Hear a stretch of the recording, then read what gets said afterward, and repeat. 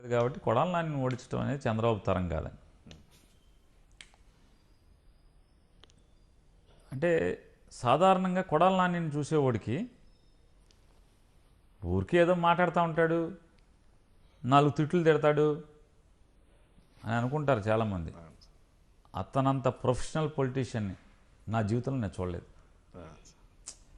నా రక్తంలో ప్రతి అణువు కూడా నిరంతరం రాజకీయం గురించి ఆలోచిస్తూ ఉంటుంది.